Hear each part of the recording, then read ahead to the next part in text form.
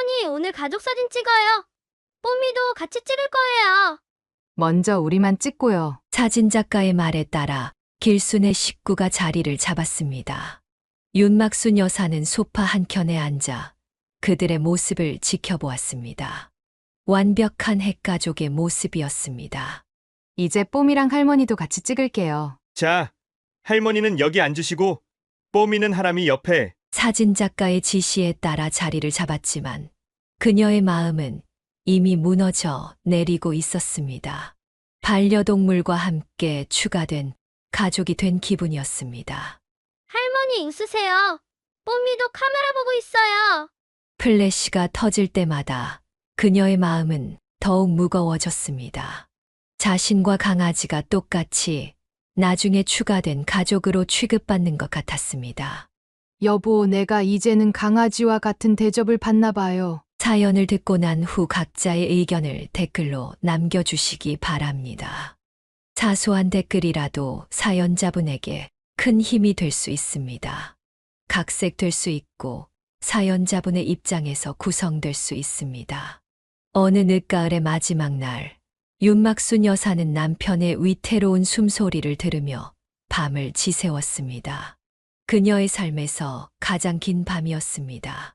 평생 단 한 번도 큰 병치레 없이 살아온 남편이 갑자기 췌장암 진단을 받은 것은 불과 3개월 전이었습니다.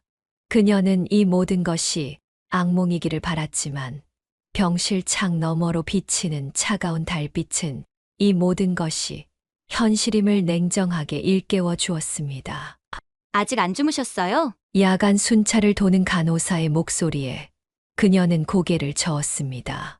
남편이 깨어날 때마다 찾는 물컵을 손에 꼭 쥔 채 그녀는 병실의 정막 속에서 지난 30년을 되돌아보았습니다.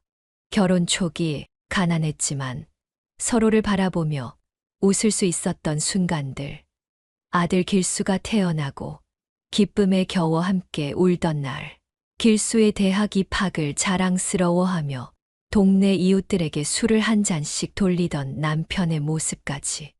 여보, 물. 희미한 남편의 목소리에 그녀는 즉시 자리에서 일어났습니다. 마른 입술을 적시는 물 한 모금조차 힘겨워하는 남편의 모습에 그녀의 마음은 무너져 내렸습니다. 여보, 내가 도와줄게. 그녀는 떨리는 손으로 남편의 머리를 조심스럽게 들어 올렸습니다.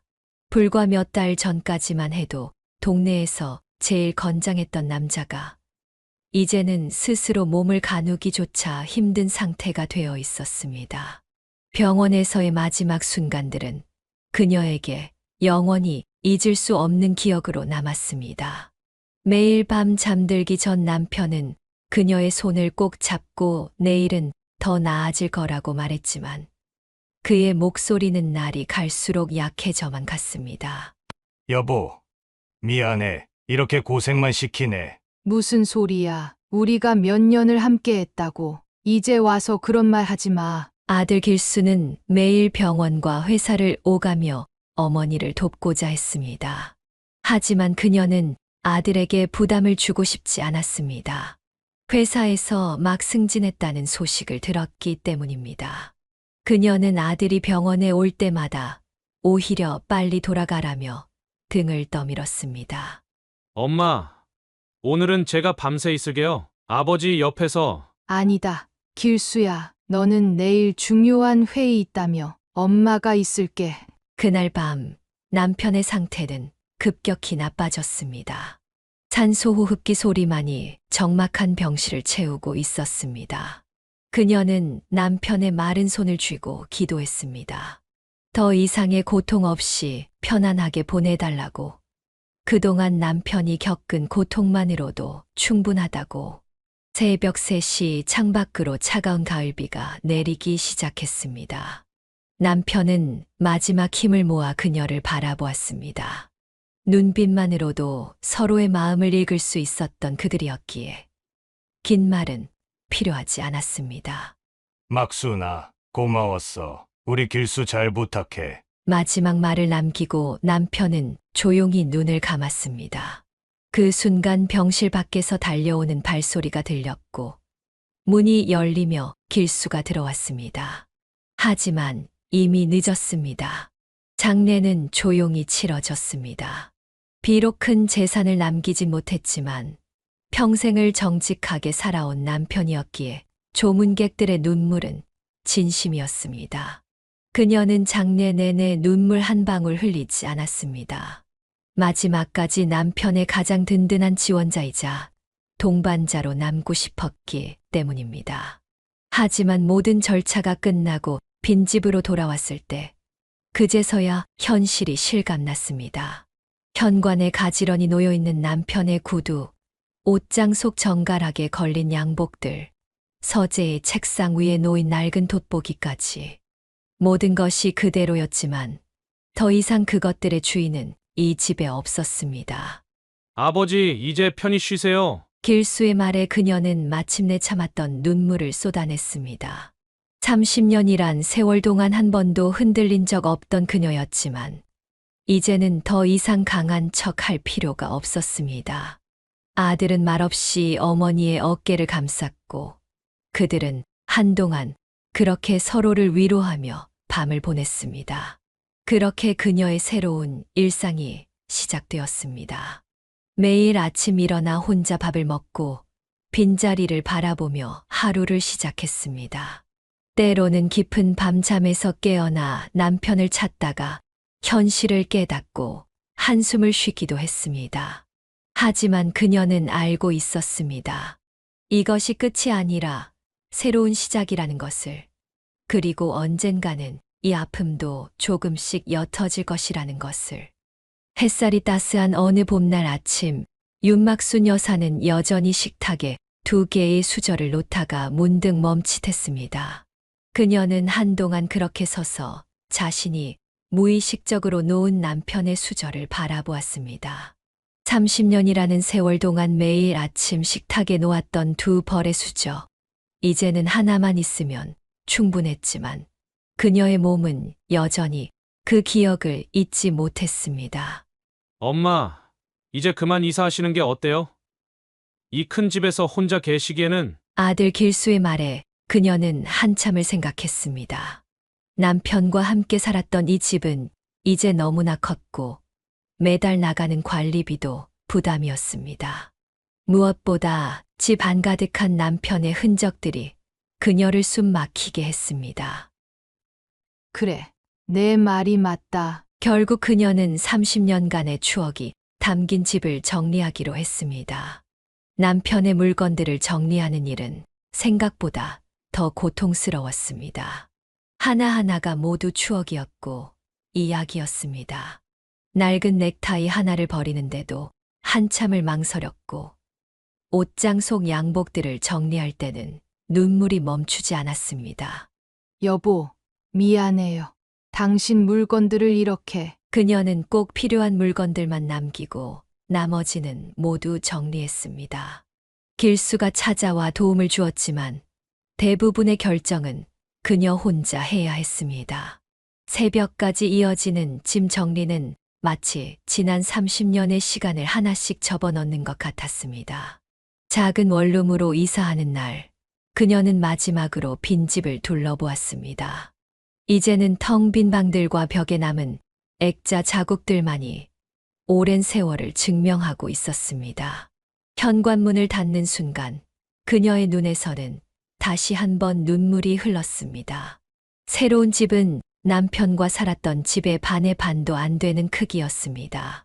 하지만 오히려 그것이 다행이었습니다. 빈 공간이 적을수록 외로움도 적을 것이라 생각했기 때문입니다. 그러나 현실은 달랐습니다. 길수야, 엄마가 잠이 안 와서. 한밤중에 잠에서 깨어 아들에게 전화를 걸었다가 황급히 끊는 일이 잦아졌습니다.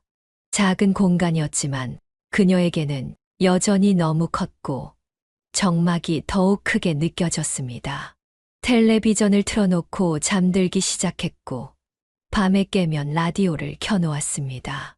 식사 시간도 큰 문제였습니다. 평생 3명이서 그리고 나중에는 2명이서 식사를 했던 그녀에게 혼자만의 식사는 견디기 힘든 시간이었습니다. 반찬을 만들어도 적당한 양을 가늠할 수 없었고, 결국 대부분의 음식들이 상해서 버려지곤 했습니다.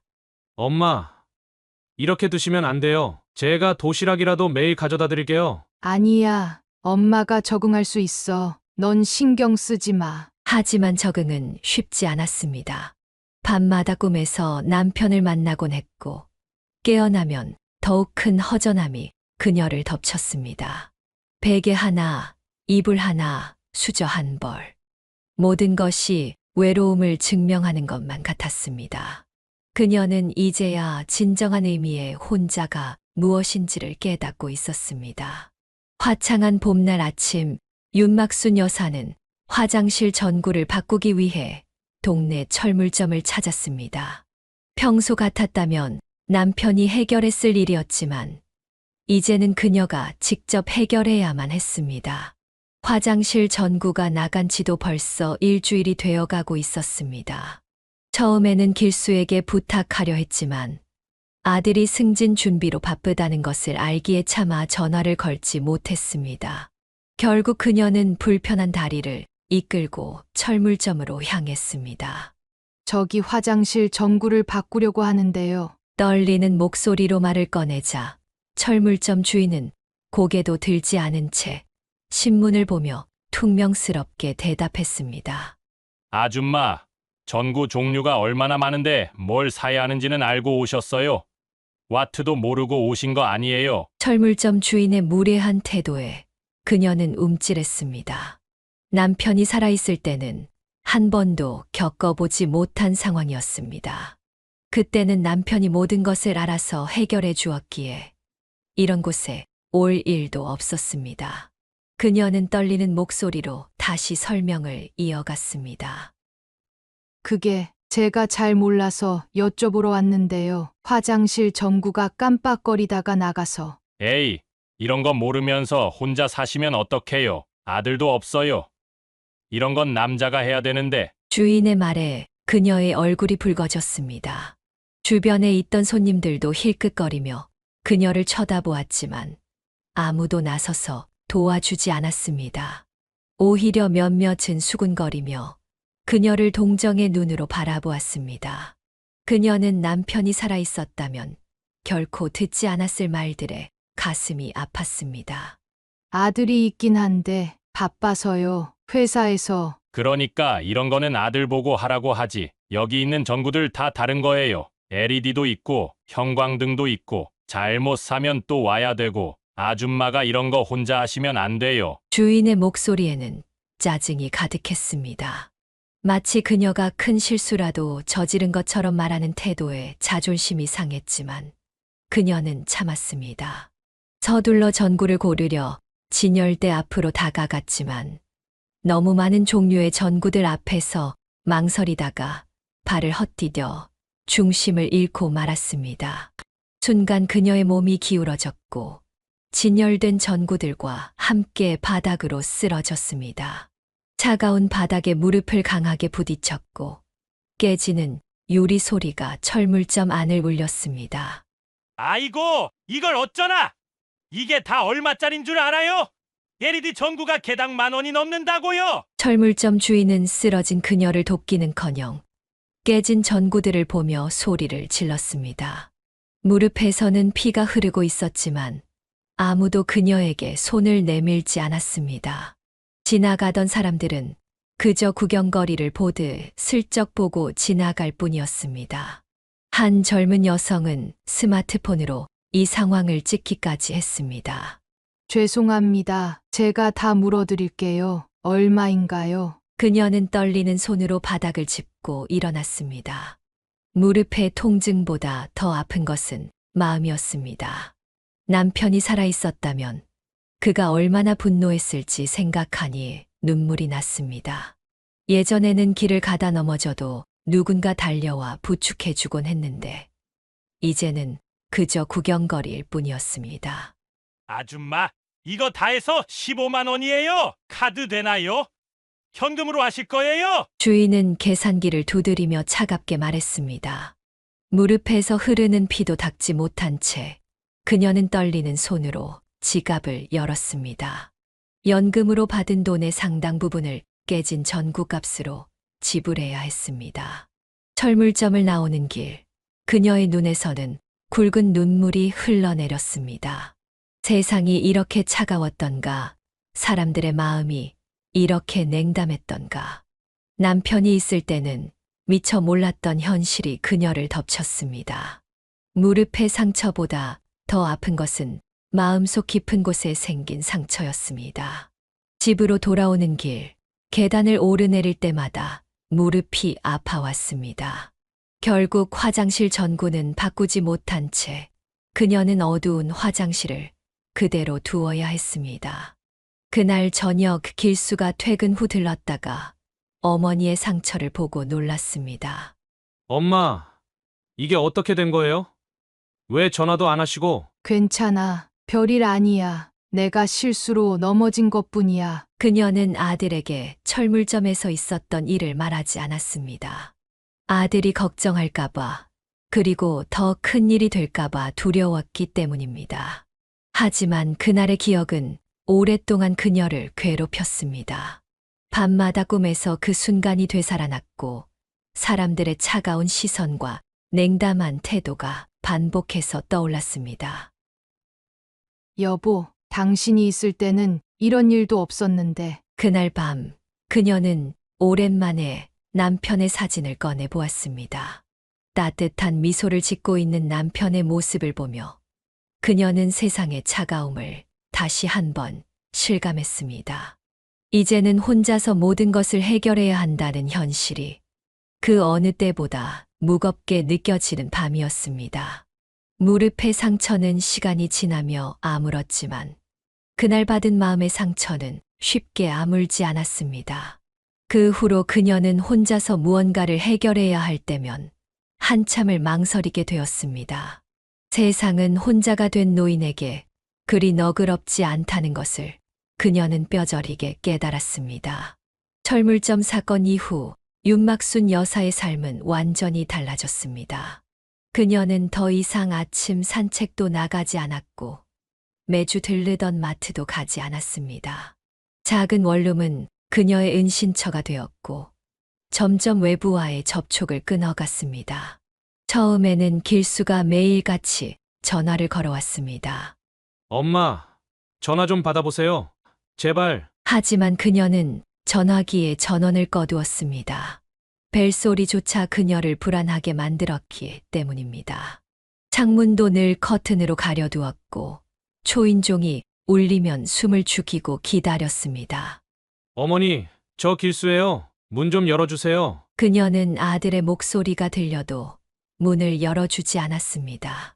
현관문 밖에서 들리는 아들의 발걸음 소리가 점점 멀어질 때마다 그녀의 마음도 함께 멀어져 갔습니다. 시간이 지날수록 그녀의 생활은 더욱 불규칙해졌습니다.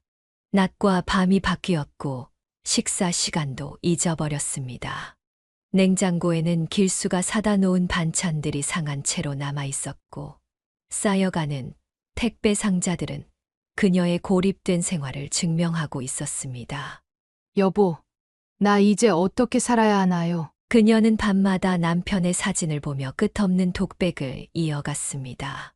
세상은 너무 무서웠고 사람들은 너무 차가웠습니다.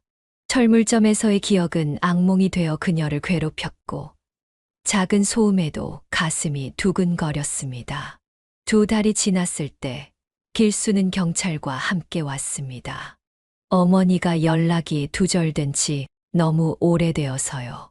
하지만 그날도 그녀는 문을 열지 않았습니다. 경찰이 강제로 문을 열 수도 있다는 이야기를 들었을 때에야 그녀는 겨우 작은 목소리로 대답했습니다. 나 괜찮아. 걱정하지 마. 그렇게 3개월이 흘렀습니다. 원룸 안은 점점 더 어둡고 답답해졌습니다. 청소를 하지 않은 방은 먼지가 쌓였고 빨지 않은 옷가지들이 여기저기 널브러져 있었습니다. 거울 속에 비친 그녀의 모습은 낯설기만 했습니다. 유일한 위안은 남편과의 대화였습니다. 그녀는 사진 속 남편에게 하루 종일 이야기를 했습니다. 세상이 얼마나 무서운지, 사람들이 얼마나 차가운지, 그리고 그가 얼마나 그리운지.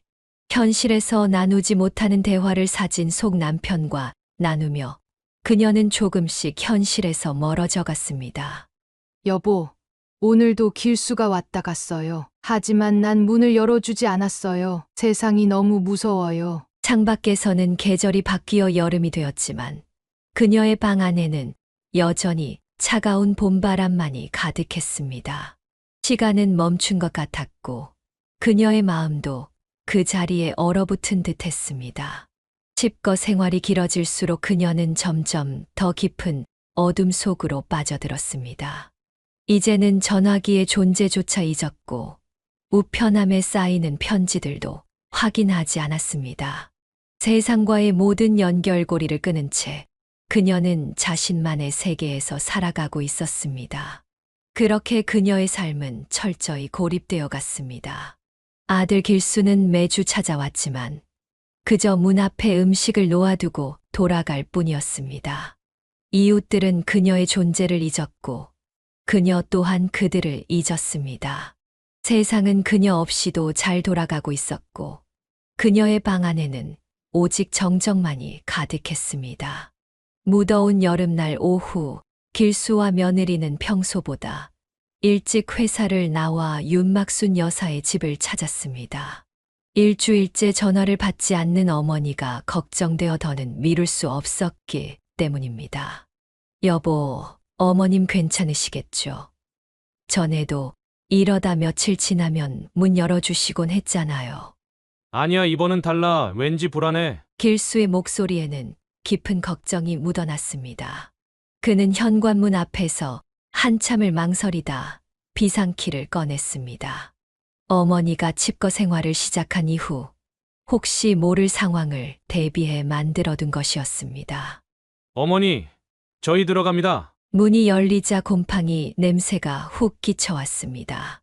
햇빛 한 점 들어오지 않는 실내는 마치 동굴 같았습니다.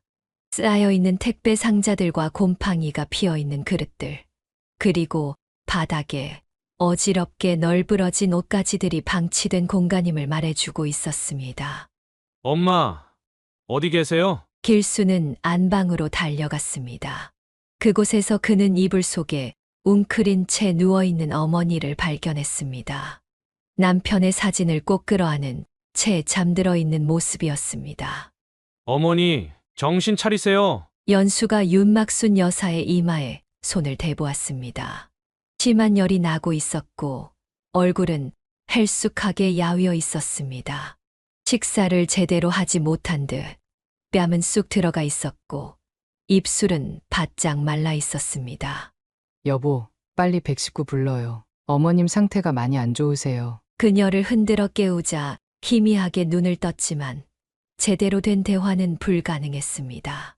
입에서는 횡설수설하는 소리만 새어 나왔습니다. 여보, 전구를 사야 하는데 사람들이 날 보고 웃어요. 길수는 어머니의 마른 손을 잡았습니다. 한 달 전만 해도 이렇게까지 상황이 나빠질 줄은 몰랐습니다. 문 앞에 놓아두고 간 도시락이 그대로 쌓여있는 것을 보고서야 그는 자신의 방문이 얼마나 형식적이었는지 깨달았습니다.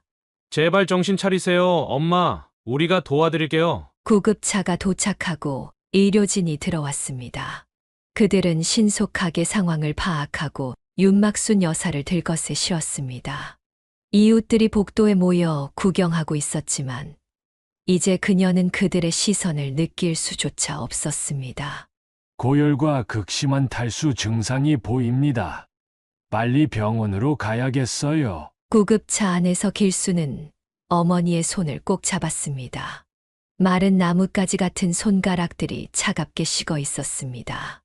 연수는 조용히 뒤에서 눈물을 훔쳤습니다.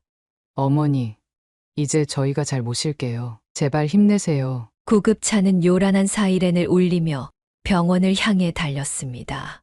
창밖으로 비치는 햇살이 윤막순 여사의 창백한 얼굴을 비췄습니다. 그녀의 품에는 여전히 남편의 사진이 꼭 안겨 있었습니다. 길수는 그제서야 깨달았습니다. 어머니의 세상이 얼마나 작아져 있었는지, 그리고 그 작은 세상조차 얼마나 고통스러웠을지를. 대학병원 정신건강의학과 진료실에서 윤막순 여사는 처음으로 자신의 이야기를 털어놓았습니다. 그동안 가슴속에 묻어두었던 이야기들이 마치 오랫동안 막혀있던 물줄기처럼 쏟아져 나왔습니다. 혼자가 되고 나서 세상이 너무 무서워졌어요. 사람들의 눈빛도 말투도 모든 게 다 달라 보이더라고요. 의사는 그녀의 이야기를 진지하게 경청했습니다. 간간히 고개를 끄덕이며 메모를 하던 그가 입을 열었습니다. 윤막순님께서 겪으신 일들이 굉장히 힘드셨을 것 같습니다. 배우자와의 사별 후 겪는 우울증에 더해 사회적 고립으로 인한 불안 증세가 심해지신 것 같네요. 옆자리에 앉아있던 길수가 조심스럽게 물었습니다. 선생님, 어머니 상태가 많이 심각한가요? 현재는 약물 치료와 함께 정기적인 상담이 필요한 상황입니다. 하지만 더 중요한 것은 가족들의 지지와 관심입니다. 혼자 생활하시는 것보다는 가족들과 함께 지내시는 것이 훨씬 도움이 될 것 같네요. 의사의 말에 윤막순 여사는 고개를 숙였습니다. 그녀도 알고 있었습니다. 이대로는 안 된다는 것을. 하지만 변화가 두려웠습니다. 어머님, 이제 더 이상 혼자 계시면 안 될 것 같아요. 저희 집으로 오세요. 며느리가 조심스럽게 말을 꺼냈습니다. 평소 조용하던 며느리의 적극적인 제안에 윤막순 여사는 고개를 들었습니다. 하지만 내가 가면 너희 생활에 방해가 될 텐데. 어머니, 그런 말씀 마세요. 우리가 모실 수 있다는 게 얼마나 감사한 일인데요. 의사는 이들의 대화를 지켜보다 다시 입을 열었습니다. 윤막순님, 지금 필요한 건 가족들의 사랑입니다. 약물 치료도 중요하지만 일상을 함께 나누는 것이 회복에 큰 도움이 될 거예요. 특히 아침 식사도 같이 하시고 산책도 함께 하시면 좋겠습니다. 진료실을 나오는 길, 윤막순 여사는 오랜만에 따스한 햇살을 마주했습니다. 병원 로비에서 휠체어를 밀어주는 아들의 손길이 느껴졌고, 며느리는 그녀의 어깨에 따뜻한 쇼를 둘러주었습니다. 엄마, 이제 우리가 잘 모실게요. 걱정하지 마세요. 그녀는 조용히 고개를 끄덕였습니다. 남편과의 이별 후 처음으로 느끼는 따뜻함이었습니다. 어쩌면 이것이 새로운 시작일지도 모른다는 생각이 들었습니다. 그리고 저 멀리 하늘에서 남편도 이런 그녀의 모습을 흐뭇하게 바라보고 있을 것만 같았습니다. 그래, 한번 해볼게. 그녀의 작은 속삭임에 길수와 연수는 환하게 웃었습니다. 이제 그녀의 작은 세상은 조금씩 넓어질 준비를 하고 있었습니다. 정신과 진료를 마치고 일주일이 지난 어느 날, 윤막순 여사는 자신의 원룸에 마지막으로 들어섰습니다. 3개월간의 칩거 생활로 곰팡이 냄새가 가득했지만 이상하게도 이곳을 떠난다는 생각에 마음 한켠이 아려왔습니다. 엄마, 괜찮으세요? 길수가 조심스레 어머니의 어깨를 감쌌습니다. 그녀는 천천히 고개를 끄덕였습니다. 며느리 연수는 이미 집 안 곳곳을 정리하기 시작했습니다. 어머님, 이건 어떻게 할까요? 연수가 남편의 사진을 조심스럽게 들어보였습니다. 윤막순 여사는 사진을 받아들고 한참을 들여다보았습니다. 이건 내가 직접 들고 갈게. 처음 합가 이야기가 나왔을 때 그녀는 한참을 망설였습니다. 아들 내외의 생활을 방해하는 것은 아닐지, 며느리가 부담스러워하는 것은 아닐지, 수많은 걱정이 그녀를 괴롭혔습니다. 어머니, 저희 집 이제 리모델링도 끝났어요. 2층을 어머님 공간으로 다 꾸며놨는데 한번 보러 오시겠어요? 일주일 전 연수가 찍어온 사진들을 보며 그녀는 놀라지 않을 수 없었습니다. 아들 내외가 얼마나 정성껏 준비했는지 한눈에 알 수 있었습니다. 이렇게까지 해주다니 미안하구나. 어머님, 그런 말씀 마세요. 저희가 해드린 게 뭐가 있다고. 이제부터 잘 모실게요. 연수의 진심 어린 말에 그녀의 눈시울이 붉어졌습니다. 남편과 사별 후 처음으로 느끼는 따뜻한 감정이었습니다. 이사 준비는 생각보다 빠르게 진행되었습니다. 오랫동안 사용하지 않은 물건들은 정리하고 꼭 필요한 것들만 골라냈습니다. 그 과정에서 남편의 유품들도 다시 한번 들여다보게 되었습니다. 아버지, 넥타이네요. 이건 제가 고등학교 졸업할 때 선물해드렸던 건데. 길수가 낡은 넥타이를 조심스레 만지며 말했습니다.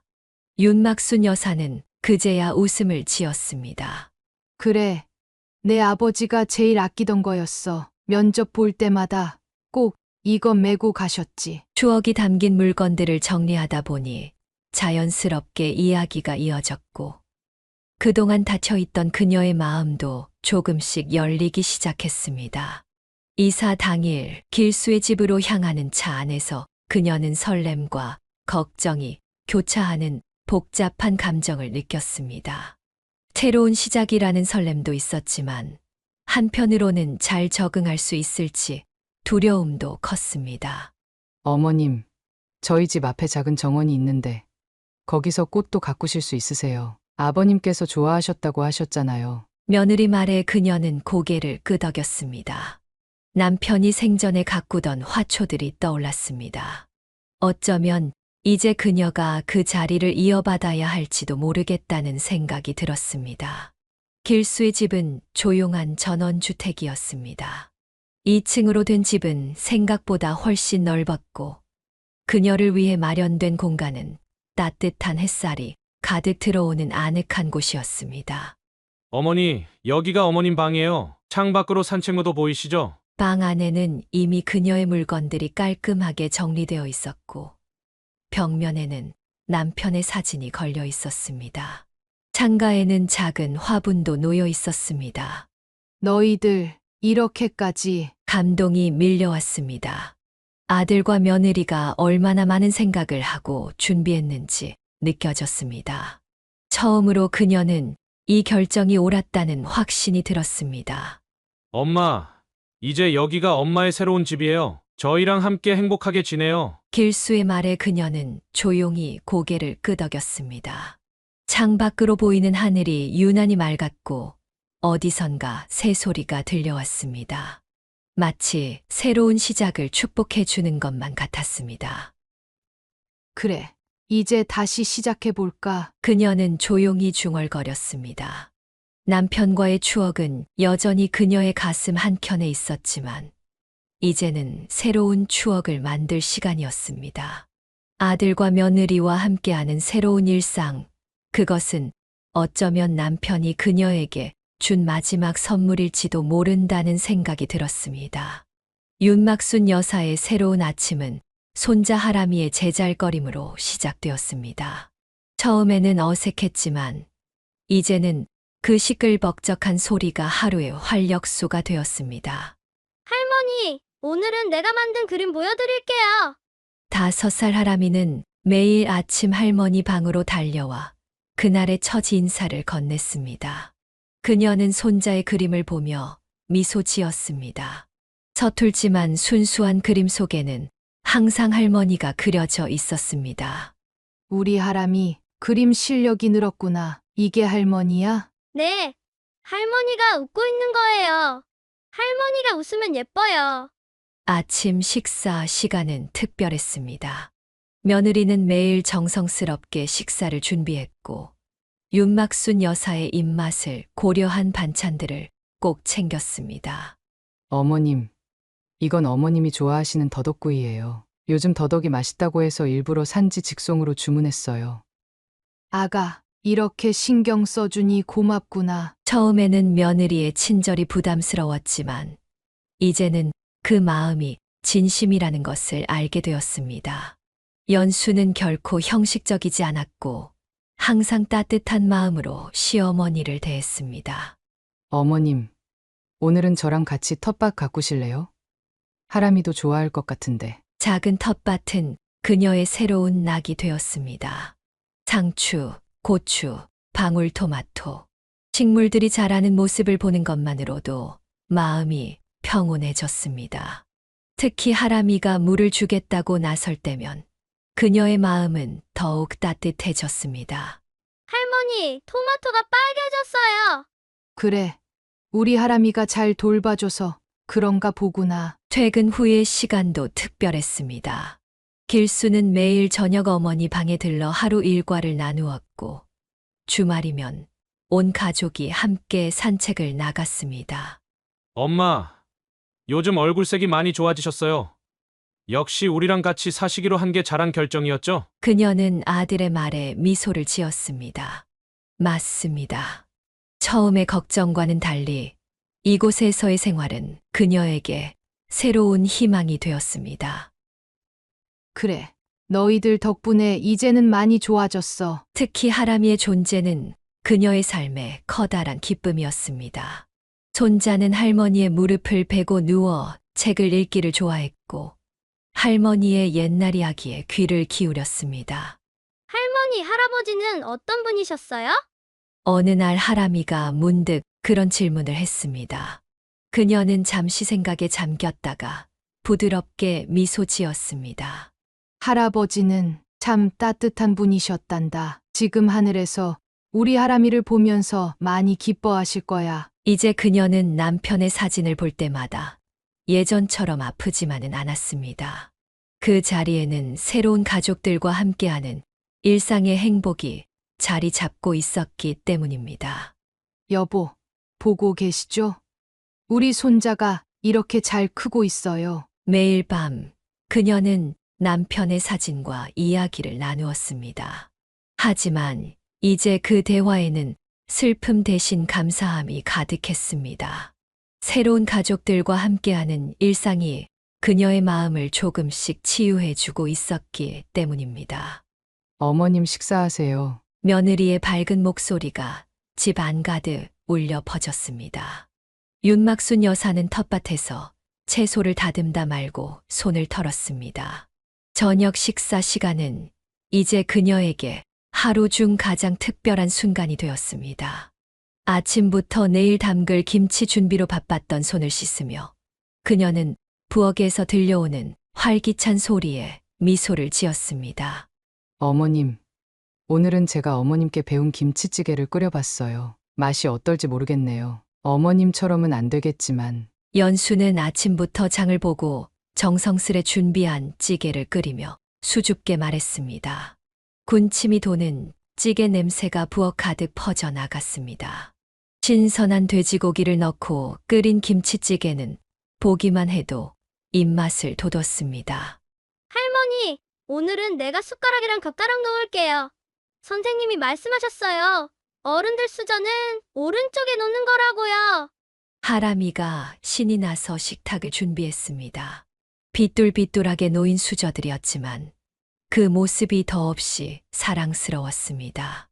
유치원에서 배운 대로 정성껏 수저를 놓는 손자의 모습에 그녀의 마음은 따뜻해졌습니다. 우리 하람이가 이제 이런 것도 다 하는구나. 할머니는 정말 기특하네. 그녀는 손자의 머리를 쓰다듬으며 미소 지었습니다. 퇴근한 길수도 샤워를 마치고 식탁에 앉았습니다. 회사에서의 피곤한 기색도 잊은 듯 환한 표정이었습니다. 식탁 위에는 아침부터 준비한 반찬들이 가지런히 놓여 있었습니다. 텃밭에서 직접 기른 상추로 만든 쌈, 윤막순 여사의 비법이 담긴 멸치볶음, 연수가 정성스레 구운 고등어구이까지. 평범한 반찬들이었지만 온 가족의 정성이 담겨 있었습니다. 저녁 식사는 단순한 끼니 그 이상이었습니다. 하람이는 유치원에서 있었던 일들을 신나게 이야기했고, 길수는 회사에서 있었던 재미있는 에피소드를 들려주었습니다. 연수는 이웃집에서 들은 소소한 동네 소식을 전했습니다. 오늘 유치원에서 선생님이 우리 가족 그림 그리기를 했는데 나는 할머니도 같이 그렸다고 자랑했어요. 친구들이 할머니랑 같이 사는 게 부러웠대요. 하람이의 순수한 말에 윤막순 여사는 눈시울이 붉어졌습니다. 혼자 살 때는 상상도 못했던 행복한 순간들이었습니다. 그때는 식사 시간이 하루 중 가장 외롭고 쓸쓸한 시간이었는데, 이제는 가장 기다려지는 시간이 되었습니다. 어머님, 내일은 제가 일찍 퇴근하는데 같이 잡채 만들어 볼까요? 어머님이 잡채 무치는 비법 좀 가르쳐 주세요. 다음 주에 하람이 유치원 운동회 도시락에 넣어주고 싶어서요. 그래, 연수야, 내가 알려줄게. 너는 정말 요리에 소질이 있어. 내가 하면 더 맛있을 거야. 주방에서 며느리와 함께 요리하는 시간은 특별한 즐거움이었습니다. 처음에는 어색했지만 이제는 서로의 비법을 나누고 새로운 요리법을 시도하는 게 재미있었습니다. 연수의 새로운 레시피와 그녀의 오랜 경험이 만나 더 맛있는 요리가 탄생하곤 했습니다. 할머니가 끓여주는 미역국이 세상에서 제일 맛있어요. 우리 반 친구 민수도 그러던데요? 민수라면 지난번에 놀러 왔던 그 아이 말이니? 다음에 또 오면 할머니가 미역국 끓여줄게. 식사를 마친 후의 시간도 특별했습니다. 하람이는 할머니 무릎에 앉아 책을 읽었고, 연수는 차를 끓여왔습니다. 길수는 가끔 옛날 이야기를 청했고, 그럴 때면 그녀는 즐거운 마음으로 추억을 들려주었습니다. 여보, 보고 계시죠? 우리 식구들이 이렇게 행복하게 지내고 있어요. 당신이 계셨다면 얼마나 좋아하셨을까요? 매일 밤 그녀는 남편의 사진 앞에서 하루를 정리했습니다. 이제 그 이야기 속에는 새로운 행복이 가득했습니다. 가족과 함께하는 식사 시간의 웃음소리, 손자의 제잘거림, 며느리의 따뜻한 마음. 모든 순간이 감사했습니다. 할머니, 내일도 같이 밥 먹어요. 약속! 잠들기 전 하람이가 건넨 말에 그녀는 따뜻하게 미소 지었습니다. 그래, 이제 식사 시간은 더 이상 외롭지 않았습니다. 오히려 하루 중 가장 행복한 순간이 되었습니다. 남편이 떠난 후 잃어버렸던 일상의 기쁨을 이렇게 소소한 순간들 속에서 다시 찾게 된 것이 감사했습니다. 모든 것이 감사했습니다. 그리고 이런 행복을 다시 찾게 해준 아들과 며느리, 그리고 하람이에게 더없이 고마웠습니다. 이제 그녀는 알았습니다. 진정한 행복은 이렇게 소소한 일상 속에 있다는 것을, 그리고 그 행복을 함께 나눌 수 있는 가족이 있다는 것이 얼마나 큰 축복인지를. 풍족한 식탁이 매일 차려지면서 윤막순 여사는 새로운 고민에 빠졌습니다. 가족들이 바쁘다는 핑계로 음식을 자주 남기기 시작했고, 매일 버려지는 음식들을 보는 것이 그녀에게는 큰 마음의 짐이 되었습니다. 아들, 오늘도 김치찌개 많이 남았네. 죄송해요, 어머니. 오늘은 회식이 있어서. 점심에 회식이 있다는 것을 미리 알았다면 아침부터 이렇게 많은 음식을 준비하지 않았을 텐데, 그녀는 한숨을 내쉬었습니다. 버려지는 음식을 보는 것은 평생을 검소하게 살아온 그녀에게 참기 힘든 일이었습니다. 할머니, 나 오늘 배불러요. 조금만 먹을래요. 하람이의 순진한 말에도 그녀의 마음은 아팠습니다. 음식을 남기는 것이 당연하다는 듯한 가족들의 태도가 걱정되기 시작했습니다. 처음에는 조용히 음식 양을 조절해 보려 했습니다. 하지만 가족들의 일정은 예측할 수 없었고, 결국 매일 남는 음식이 생겼습니다. 그러던 어느 날, 그녀는 특별한 결심을 하게 되었습니다. 이렇게 버리느니 내가 먹는 게 낫지. 식사가 끝나고 가족들이 각자의 방으로 돌아간 후, 그녀는 남은 음식들을 자신의 방으로 가져가기 시작했습니다. 처음에는 죄책감이 들었지만 음식이 버려지는 것을 막을 수 있다는 생각에 위안을 삼았습니다. 어머님, 어제 저녁 반찬들 어디 있나요? 냉장고에서 못 찾겠어요. 아, 그게 내가 처리했어. 시간이 지날수록 이런 행동은 습관이 되었습니다. 밤늦게 몰래 남은 음식을 먹고 그릇을 씻어 제자리에 두는 일이 일상이 되었습니다. 하지만 이는 그녀의 건강에 좋지 않은 영향을 미쳤습니다. 요즘 어머님 뭔가 부어 보이시는 것 같아요. 연수의 걱정스러운 눈빛을 피해 그녀는 고개를 돌렸습니다. 짜고 기름진 음식들을 필요 이상으로 먹다 보니 붓기가 생기고 소화도 잘 되지 않았습니다. 에이, 괜찮아. 나이 들면 다들 이런 거야. 하지만 그녀의 행동은 오래 숨길 수 있는 것이 아니었습니다. 어느 날 밤 화장실에 다녀오던 연수가 우연히 시어머니의 방에서 흘러나오는 식기 부딪히는 소리를 들었습니다. 그녀의 선한 의도가 오히려 가족들과의 갈등으로 이어질 수 있다는 것을 그때는 알지 못했습니다. 음식을 남기는 문제를 대화로 풀어야 했지만 그녀는 자신만의 방식으로 해결하려 했고 이는 곧 더 큰 문제의 시작이 되었습니다. 평범한 화요일 오후 윤막순 여사의 작은 방에 걸린 전화로 모든 것이 시작되었습니다. 아들 길수의 목소리가 전화기 너머로 떨리듯 들려왔습니다. 평소와는 다른 무거운 어조였습니다. 엄마, 지금 하람이 담임 선생님한테 전화를 받았는데 그녀는 순간 가슴이 철렁 내려앉는 것을 느꼈습니다. 길수는 잠시 숨을 고른 뒤 말을 이어갔습니다. 하람이가 일기장에 썼대요. 우리 할머니는 매일 밤 음식물 쓰레기를 드신다고 선생님이 많이 걱정하셨어요. 방 안에 무거운 정적이 흘렀습니다. 하람이의 담임 선생님은 일기장을 검사하다가 이상한 내용을 발견하고 즉시 부모에게 연락했다고 했습니다. 그리고 아동의 가정환경에 대해 상담이 필요하다는 의견을 전했다고 합니다.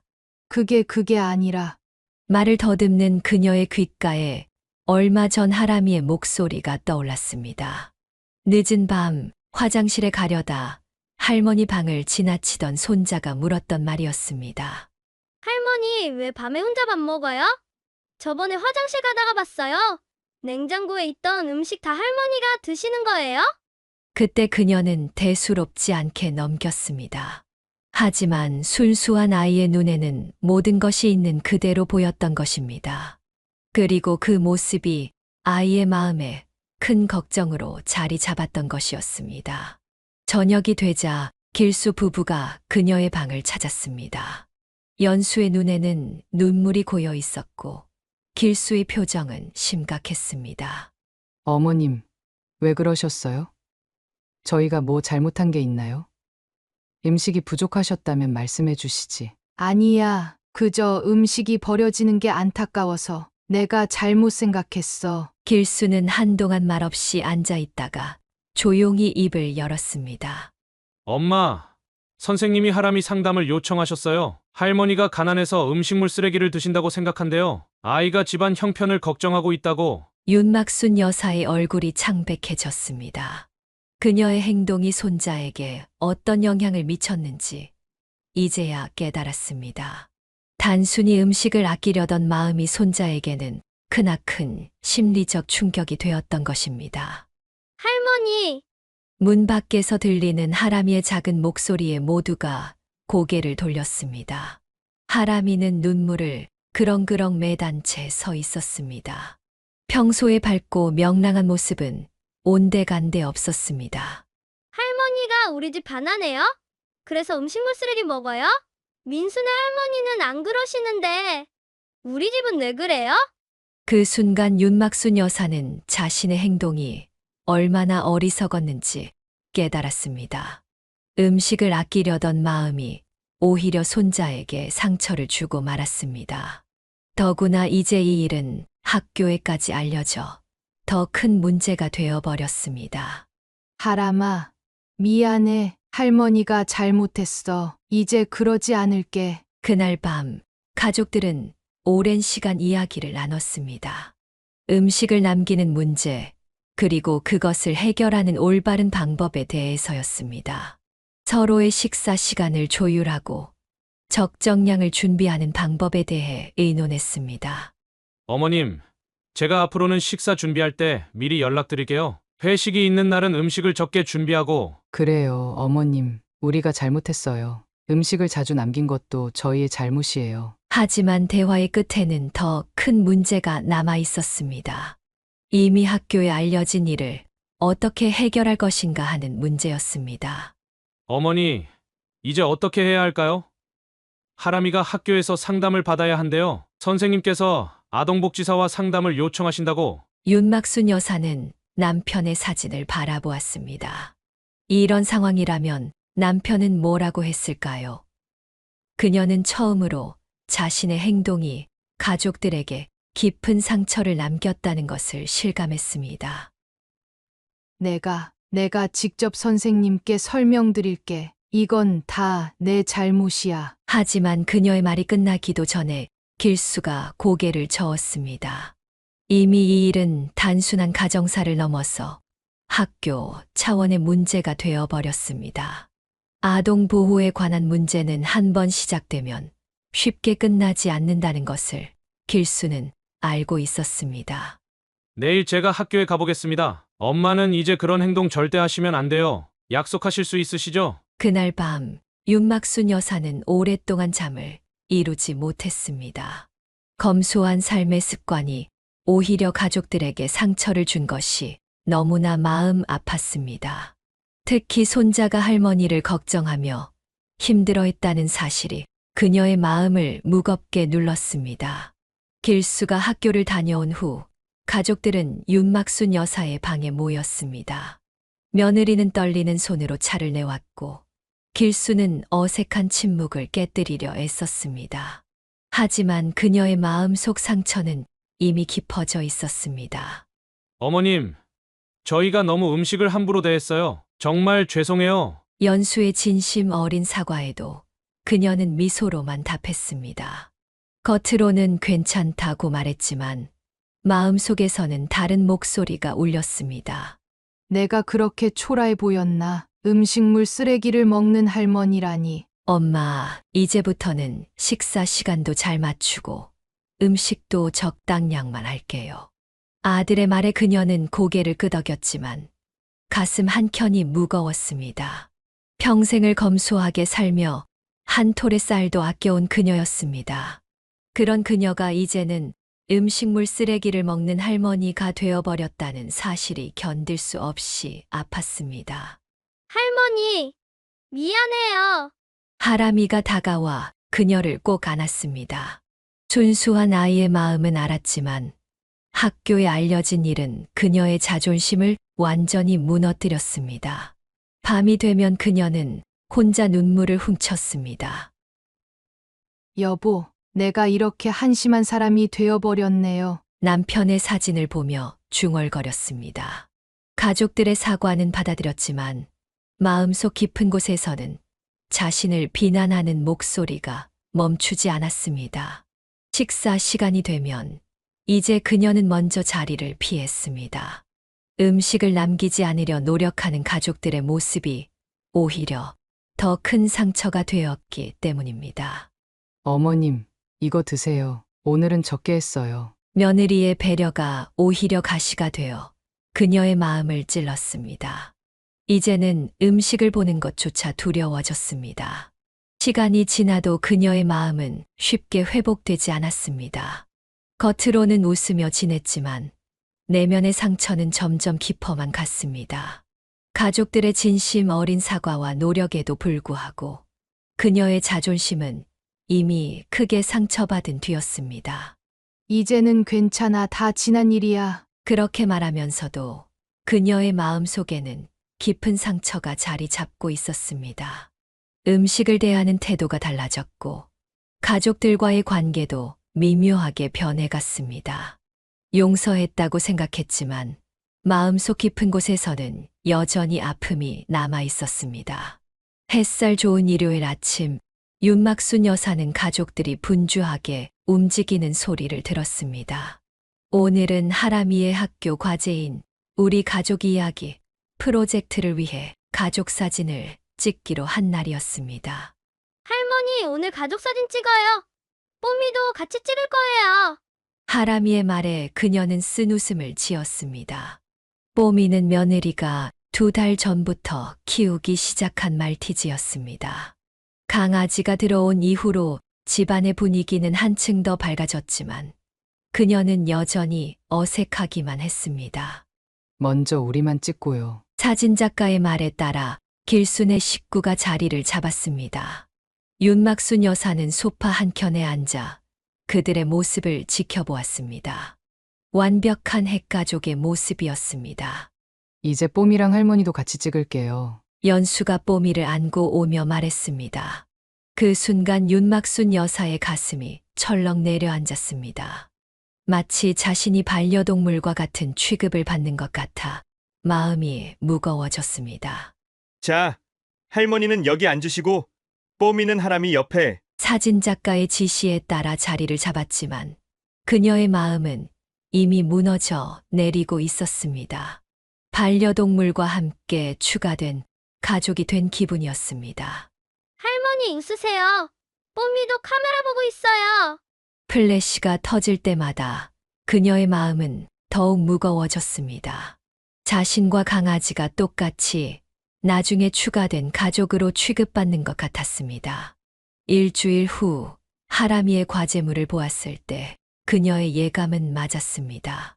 표지에는 내 식구만 찍은 사진이 있었고 마지막 페이지에 그녀와 뽀미가 함께 있는 우리 가족 모두라는 제목의 사진이 붙어 있었습니다. 여보, 내가 이제는 강아지와 같은 대접을 받나 봐요. 그날 밤 남편의 사진 앞에서 그녀는 조용히 눈물을 흘렸습니다. 아무리 한 지붕 아래 살아도 결국 자신은 반려동물과 같은 추가된 가족일 뿐이라는 현실이 그녀의 가슴을 아프게 했습니다. 다음 날 아침 꺼림칙한 기분을 떨쳐내기 위해 그녀는 산책을 하기로 합니다. 준비 운동 시작합니다. 하나, 둘. 윤막순 여사는 아침 산책을 하다 공원에서 들려오는 경쾌한 구령 소리에 발걸음을 멈췄습니다. 평소라면 그냥 지나쳤을 텐데 오늘따라 왠지 그 활기찬 모습이 눈에 들어왔습니다. 10명 남짓한 노인들이 트레이닝복 차림으로 가벼운 스트레칭을 하고 있었습니다. 어머, 저기서 계신 분. 여기 와서 우리랑 같이 해요. 구경만 하지 말고. 머리가 하얗게 센 할머니 한 분이 그녀를 향해 손짓했습니다. 처음엔 망설였지만 그 할머니의 환한 미소에 이끌려 천천히 다가갔습니다. 처음 뵙네요. 저는 박순자예요. 우리는 매일 아침 여기서 운동하고 복지관에 가는 사이예요. 복지관이요? 네. 저기 보이는 건물이에요. 거기서 운동도 하고 댄스도 배우고. 무엇보다 친구들이랑 수다 떠는 게 제일 좋아요. 박순자 할머니의 설명을 들으며 윤막순 여사는 깊은 감동을 받았습니다. 그들의 눈빛은 반짝였고 웃음소리는 생기가 넘쳤습니다. 남편과 사별 후 처음으로 보는 이렇게 활기찬 노년의 모습이었습니다. 여기 계신 분들 모두 처음에는 저처럼 망설이다 오신 거예요. 이제는 안 오면 못 견디죠. 어서 우리랑 같이 해요. 다른 할머니 한 분이 다가와 윤막순 여사의 손을 잡았습니다. 그 따뜻한 손길에서 오랫동안 잊고 있었던 친근함을 느꼈습니다. 저도 함께 할 수 있을까요? 당연하죠. 내일 아침에 여기서 만나요. 제가 복지관까지 같이 모시고 갈게요. 거기 가면 더 재미있는 것들이 많아요. 집으로 돌아오는 길, 그녀의 발걸음은 평소보다 가벼웠습니다. 오랜만에 가슴 속에서 설렘이 피어올랐습니다. 어쩌면 이것이 새로운 시작이 될지도 모른다는 희망이 생겼습니다. 그날 저녁, 오랜만에 옷장을 열어 운동복을 꺼내 보았습니다. 남편과 함께 등산 갈 때 입었던 옷이었습니다. 옷을 정리하며 그녀는 내일을 상상해 보았습니다. 여보, 오늘 저 참 좋은 사람들을 만났어요. 내일부터는 저도 새로운 친구들이 생길 것 같아요. 거울 앞에서 운동복을 대어보며 그녀는 오랜만에 환하게 웃었습니다. 드디어 그녀만의 새로운 세상이 열리려 하고 있었습니다. 더 이상 집안에만 머무르지 않아도 될 것 같았습니다. 윤막순 여사는 깊어가는 밤, 서랍 속에 넣어두었던 가족 사진을 다시 꺼내보았습니다. 강아지 뽀미와 함께 추가된 가족으로 찍은 그 사진을 바라보며 그녀는 긴 한숨을 내쉬었습니다. 이제 알겠어요. 여보, 내가 있을 곳이 어디인지. 그녀는 조용히 일어나 옷장을 열었습니다. 며칠 전부터 이미 마음의 준비를 하고 있었던 듯 손길이 차분했습니다. 한 달 전 복지관에서 만난 친구들 덕분에 그녀는 이제 혼자 설 수 있는 힘이 생겼다고 느꼈습니다. 미안하다, 길수야. 아들 내외의 배려가 고마웠지만 이제는 떠나야 할 때라고 생각했습니다. 가방에 꼭 필요한 물건들만 챙기면서 그녀는 지난 시간을 돌아보았습니다. 사별 후의 우울한 시간들, 잔반 문제로 인한 갈등, 그리고 가족 사진 촬영에서 느낀 소외감까지. 이제는 제 힘으로 살아갈 수 있어요. 남편의 사진을 조심스레 가방에 넣으며 중얼거렸습니다. 식탁 위에는 짧은 편지를 남겼습니다. 길수야, 연수야, 너무 걱정하지 마라. 이제 엄마는 혼자서도 잘 지낼 수 있어. 복지관에서 만난 친구들도 있고, 이제는 내 삶을 찾아가고 싶구나. 하람이 보고 싶을 때는 내가 찾아올게. 엄마가. 그녀는 하람이의 방 앞에서 잠시 멈춰 섰습니다. 자고 있는 손자의 모습을 마지막으로 보고 싶었지만 그러다가 마음이 약해질까봐 그만두었습니다. 할머니가 이제 떠나지만 자주 보러 올게. 현관문을 열기 전 그녀는 마지막으로 집안을 둘러보았습니다. 이제 그녀만의 새로운 시작이 기다리고 있었습니다. 비록 쉽지 않은 결정이었지만 처음으로 자신의 의지로 내린 선택이었습니다. 윤막순 여사는 떨리는 손으로 펜을 들었습니다. 복지센터의 창구 직원이 건넨 서류를 받아들며 그녀는 이것이 새로운 시작이 될 것이라 생각했습니다. 행복복지센터 등록 완료되셨습니다. 오늘부터 저희 프로그램에 참여하실 수 있어요. 입구에서 만난 박순자 할머니가 그녀의 손을 잡아주었습니다. 며칠 전 공원에서 만난 인연이 이렇게 이어질 줄은 몰랐습니다. 우리 산책 동아리가 제일 활기차요. 매일 아침 6시에 만나서 한강까지 걸어가요. 막순 씨도 같이 하실래요? 처음에는 망설였지만 그녀는 용기를 내어 고개를 끄덕였습니다. 이제는 더 이상 누군가의 며느리나 할머니가 아닌 그저 윤막순이라는 한 사람으로 살고 싶었습니다. 오늘은 태극권 수업도 있어요. 관절에도 좋고 마음도 편안해져요. 복지센터의 프로그램표를 보며 그녀의 눈이 반짝였습니다. 태극권, 노래교실, 스마트폰 교실. 그동안 시도해보지 못했던 많은 것들이 그녀를 기다리고 있었습니다. 저 스마트폰 교실도 신청하고 싶은데요. 그럼요. 김영자 선생님이 아주 쉽게 가르쳐 주세요. 이제 손주들한테 카톡도 보내실 수 있을 거예요. 첫 수업을 마치고 나오는 길, 그녀는 오랜만에 마음이 가벼워지는 것을 느꼈습니다. 집으로 돌아와 거울을 보니 얼굴에 미소가 가득했습니다. 여보, 오늘 저 정말 열심히 운동했어요. 내일은 더 잘할 수 있을 것 같아요. 남편의 사진 앞에서 그날의 이야기를 들려주며 그녀는 새로운 희망을 느꼈습니다. 이제는 혼자가 아니었습니다. 같은 길을 걸어가는 친구들이 있었고 그들과 함께라면 어떤 도전이라도 할 수 있을 것 같았습니다.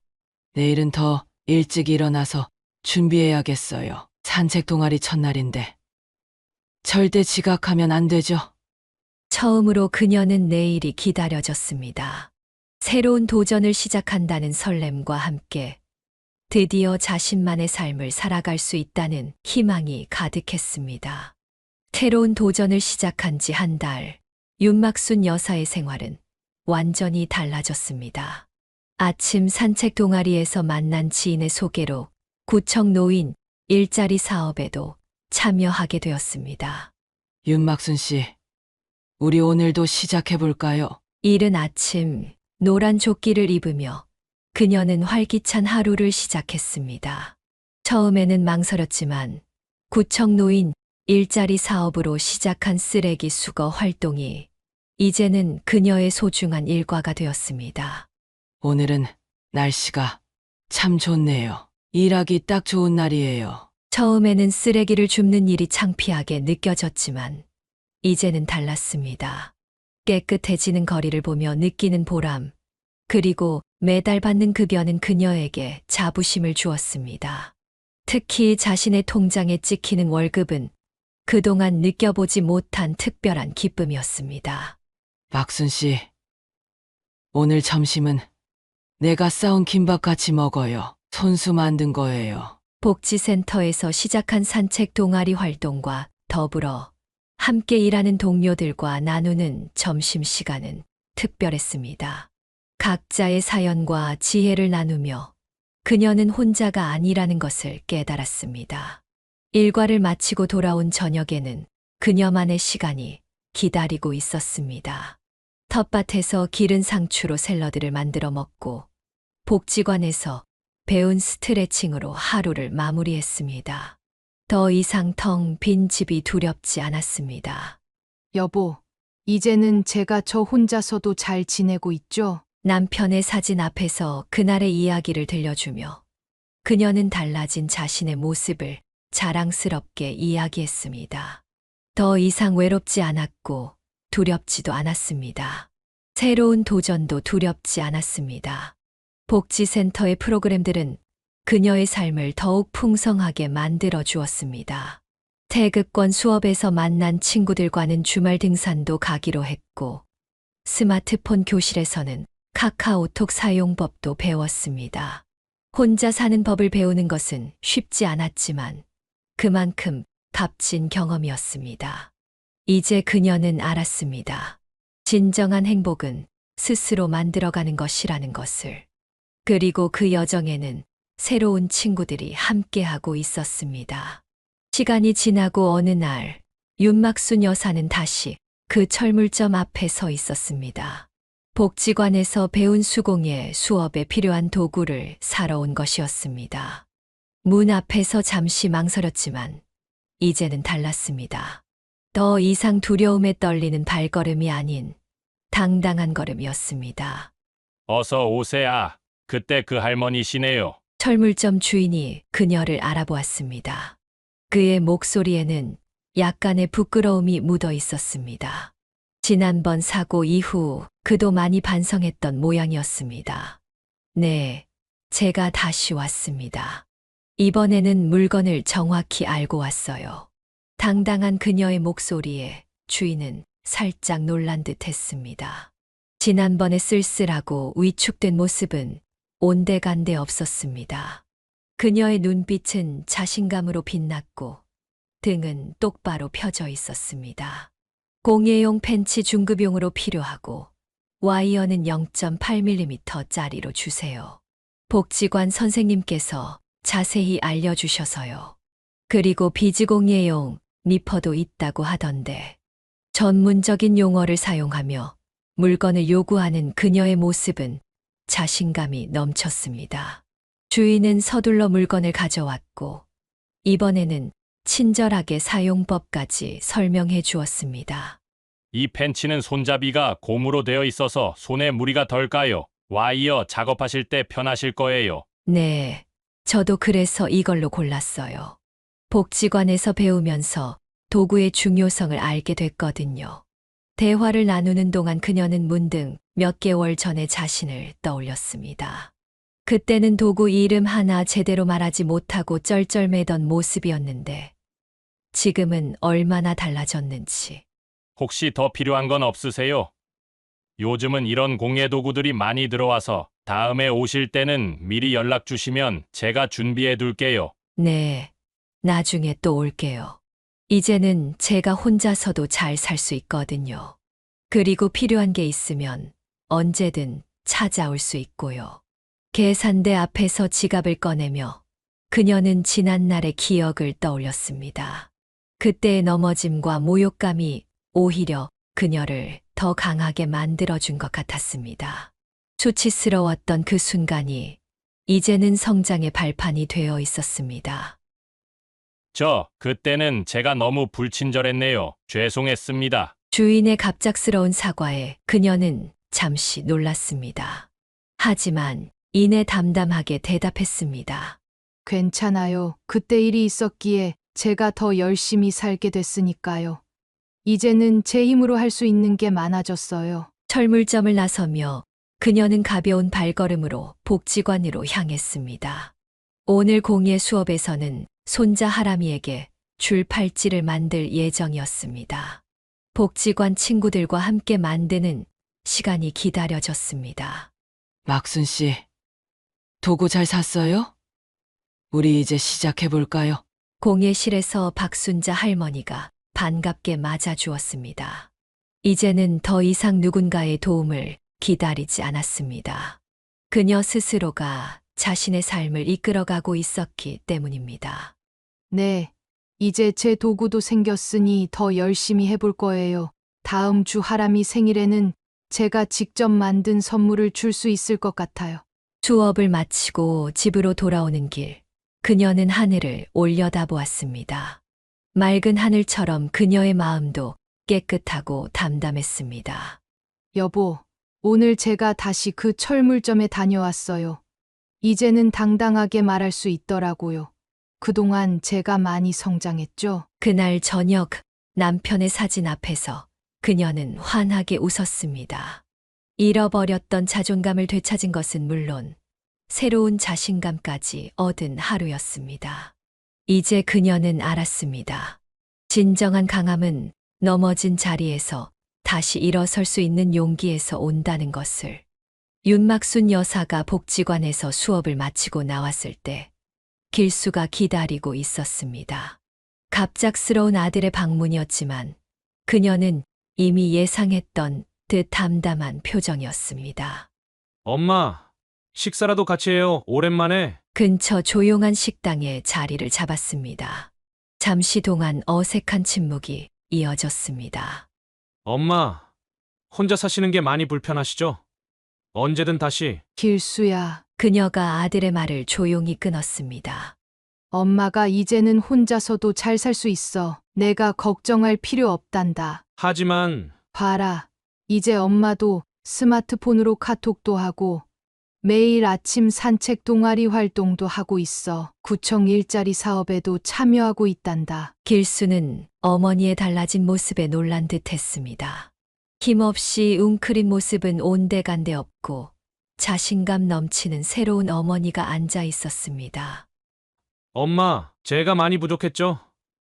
엄마의 마음을 제대로 이해하지 못했어요. 아니다. 내 잘못이 아니야. 엄마도 이제야 알았단다. 가족이라는 게 꼭 한 지붕 아래 살아야만 하는 게 아니라는 걸. 식사를 하며 그들은 서로의 이야기를 나누었습니다. 길수는 어머니의 독립이 걱정되었다고, 윤막순 여사는 자신의 새로운 삶이 얼마나 소중한지 설명했습니다. 하람이는 잘 있니? 네, 할머니 보고 싶어요. 주말에 한번 보러 오면 안 될까요? 그래. 이번 주말에는 할머니가 직접 만든 팔찌도 선물해 줄 거야. 대화를 나누며 그들은 서로를 더 깊이 이해하게 되었습니다. 이제는 모자지간의 정을 지키면서도 서로의 삶을 존중할 수 있게 된 것입니다. 엄마, 앞으로는 제가 자주 찾아뵐게요. 그리고 엄마의 선택을 존중하겠습니다. 고맙다. 아들아, 엄마도 이제 내 걱정 안 시킬게. 내 삶은 내가 책임질 수 있으니까. 헤어질 때 길수는 어머니를 꼭 안아주었습니다. 그 포옹에는 이제 더 이상의 걱정이나 불안이 아닌 서로에 대한 깊은 신뢰와 사랑이 담겨 있었습니다. 집으로 돌아오는 길, 윤막순 여사는 남편의 사진을 꺼내보았습니다. 여보, 오늘 길수를 만났어요. 이제는 우리 아들도 많이 성장했더라고요. 당신이 보시면 참 대견해 하실 것 같아요. 그날 밤 그녀는 오랜만에 편안한 마음으로 잠이 들었습니다. 이제 그녀와 아들은 서로를 더 깊이 이해하고 존중하는 관계로 발전해 나가고 있었습니다. 복지관 수업을 마치고 돌아온 어느 날, 윤막순 여사는 집 안 곳곳을 새롭게 꾸미기 시작했습니다. 이제는 자신만의 공간을 만들 때가 되었다고 생각했기 때문입니다. 여보, 이제 우리 집이 달라질 거예요. 남편의 사진을 깨끗이 닦으며 중얼거렸습니다. 그동안 현관에만 걸려있던 사진을 거실 중앙으로 옮겼습니다. 그리고 그 옆에는 새로 찍은 가족 사진을 걸었습니다.